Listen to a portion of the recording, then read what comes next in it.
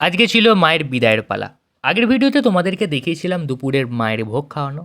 এই পার্টে মায়ের বিদায়ের বা বিসর্জনের ভিডিও তোমাদেরকে দেখাবো।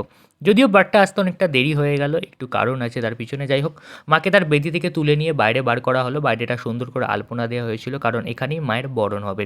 বরণ টরণ শেষ করে সবাই মিলে মনে দুঃখ নিয়ে কিন্তু তার সঙ্গে একটু আনন্দ মজাও করে সিঁদুর খেলে মাকে এবার গাড়িতে তোলার পালা। মনের মধ্যে মায়ের বিদায়ের দুঃখ থাকলেও কিন্তু এই সময়টা আর ফিরে পাওয়া যাবে না, তাই সবাই মিলে একটু আনন্দ মজা করে নিতেই হবে, যতই দুঃখ থাকুক। আবার তো সেই একটা বছরের অপেক্ষা।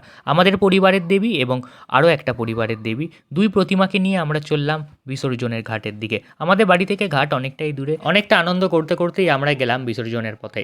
কথায় আছে না, আনন্দের মধ্যেই বিষাদের সুর। জিনিসটা ঠিক এরকমই। যতই দুঃখ কষ্ট হোক, আনন্দ মজা তো করতেই হবে। এই পুচকের নাচ দেখে তো আমি পুরো অবাক। গানের তালে তালে ভালোই কোমর নাচাতে শিখেছে। শেষ পর্যন্ত আমরা গিয়ে পৌঁছালাম ঘাটে। এইটা হলো মেনলি কোনো রকম নদী না, এটা একটা বড় দিঘি। দিঘির পাড়ে পৌঁছানোর পরেই আমরা মায়ের গয়নাগুলো যেগুলো ছিল, গয়নাগুলো খুলে রাখা হলো পরের বছরের জন্য। গয়নাগুলিকে খুলে রাখার পর আমরা আস্তে আস্তে এগোলাম ঘাটের দিকে। মাকে 3 পাক ঘোরাতে হয়, 3 বার জলে ছোঁয়াতে হয়, তারপর বিসর্জন। সব নিয়ম আমরা ঠিকঠাক মতো পালন করে মনে হালকা দুঃখ নিয়ে মাকে বিদায় জানালাম ঠিক এইভাবে। আসছে বছর আবার হবে, এইটুকু আশা নিয়েই আজকের ভিডিওটা আবার শেষ করছি। দেখা হবে নতুন একটা ভিডিওতে। সবাই কমেন্ট করো জয় মা লক্ষ্মী।